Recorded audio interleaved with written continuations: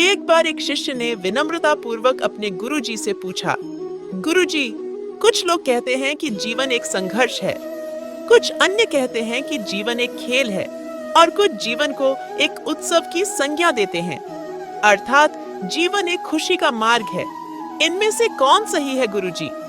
गुरुजी ने तत्काल बड़े ही धैर्यपूर्वक उत्तर दिया, पुत्र, जिन्हें गुरु नहीं मिला उनके लिए जीवन एक संघर्ष है, जिन्हें गुरु मिल गया उनका जीवन एक खेल है, और जो लोग गुरु द्वारा बताए गए मार्ग पर चलने लगते हैं, मात्र वे ही जीवन को एक उत्सव का नाम देने का साहस जुटा पाते हैं।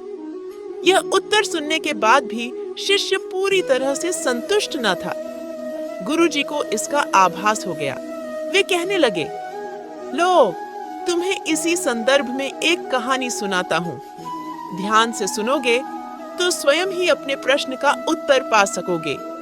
उन्होंने जो कहानी सुनाई वह इस प्रकार थी। एक बार की बात है कि किसी गुरुकुल में 3 शिष्यों ने अपना अध्ययन संपूर्ण करने पर अपने गुरुजी से यह बताने के लिए विनती की कि उन्हें गुरु दक्षिणा में उनसे क्या चाहिए। गुरुजी पहले तो मंद मंद मुस्कुराए और फिर बड़े स्नेहपूर्वक कहने लगे, मुझे तुमसे गुरु दक्षिणा में एक थैला भर के सूखी पत्तियां चाहिए, क्या तुम ला सकोगे? वे तीनों मन ही मन बहुत प्रसन्न हुए, क्योंकि उन्हें लगा कि वे बड़ी आसानी से अपने गुरुजी की इच्छा पूरी कर सकेंगे। सूखी पत्तियां तो जंगल में सर्वत्र बिखरी ही रहती हैं। वे उत्साहपूर्वक एक ही स्वर में बोले, जी गुरुजी, जैसी आपकी आज्ञा। अब वे तीनों शिष्य चलते चलते एक समीपस्थ जंगल में पहुंच चुके थे, लेकिन यह देखकर कि वहां पर तो सूखी पत्तियां केवल एक मुट्ठी भर ही थीं, उनके आश्चर्य का ठिकाना न रहा। वे सोच में पड़ गए कि आखिर जंगल से कौन सूखी पत्तियां उठाकर ले गया होगा।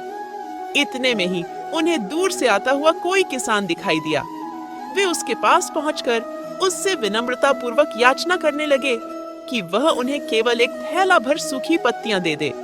अब उस किसान ने उनसे क्षमा याचना करते हुए उन्हें यह बताया कि वह उनकी मदद नहीं कर सकता, क्योंकि उसने सूखी पत्तियों का ईंधन के रूप में पहले ही उपयोग कर लिया था।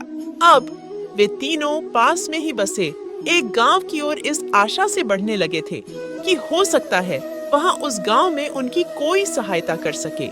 वहां पहुंचकर उन्होंने जब एक व्यापारी को देखा तो बड़ी उम्मीद से उससे एक थैला भर सूखी पत्तियां देने के लिए प्रार्थना करने लगे, लेकिन उन्हें फिर से एक बार निराशा ही हाथ आई, क्योंकि उस व्यापारी ने तो पहले ही कुछ पैसे कमाने के लिए सूखी पत्तियों के दोने बनाकर बेच दिए थे।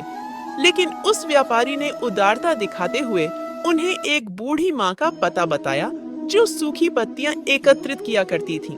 पर भाग्य ने यहाँ पर भी उनका साथ नहीं दिया, क्योंकि वह बूढ़ी माँ तो उन पत्तियों को अलग अलग करके कई प्रकार की औषधियां बनाया करती थी। अब निराश होकर वे तीनों खाली हाथ ही गुरुकुल लौट गए। गुरुजी ने उन्हें देखते ही स्नेहपूर्वक पूछा, पुत्रों, ले आए गुरु दक्षिणा? तीनों ने सर झुका लिया। गुरुजी द्वारा दोबारा पूछे जाने पर उनमें से एक शिष्य कहने लगा, गुरुदेव, हम आपकी इच्छा पूरी नहीं कर पाए। हमने सोचा था कि सूखी पत्तियां तो जंगल में सर्वत्र बिखरी ही रहती होंगी, लेकिन बड़े ही आश्चर्य की बात है कि लोग उनका भी कितनी तरह से उपयोग करते हैं।